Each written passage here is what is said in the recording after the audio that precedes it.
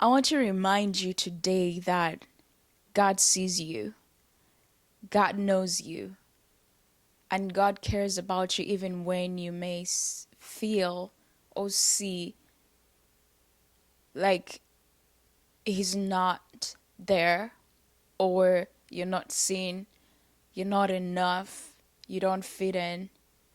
I want you to know that the God, your creator, who created you, who knew you before you were even put in your mother's womb, He cares so much more about you. And I wanted to stop by here to bring this truth, to remind you this truth today, in case you've been doubting yourself, in case you're thinking, well, maybe I was a mistake, maybe I was by coincidence. I want you to know that you were not a mistake, you were not an afterthought, you were not a coincidence, that God knows you. God created you in His own image, and He knows every single detail about your life. It says in Psalms 139 and verse 13 to 14, and David writes to remind himself of who he is in God, of how known that God knew him before he was even put in his mother's womb. And every piece God created, He knew who He was.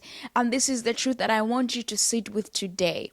It says, "For you formed my inward parts. You covered me in my mother's womb.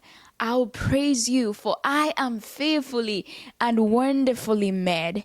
Marvelous are your works. Marvelous are your works."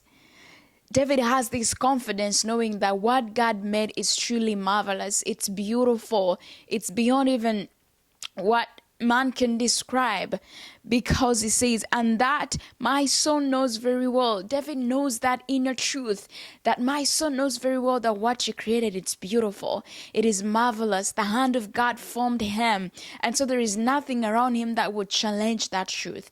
And so I want you to know, to be reminded today, that God sees you, He knows you, He cares so much about you.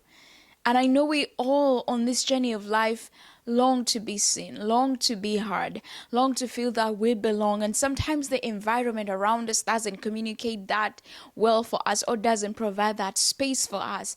But I want you to know that there is space in God, that He has created that space where you can go to Him, and you will be seen, and you will be heard, and you will be known. In fact, you are already known. It's not something you even have to ask for. It is the truth, and we have evidence in His word. So I pray that today you'll be encouraged, knowing that you are seen, you are loved, you are cared for, and you belong.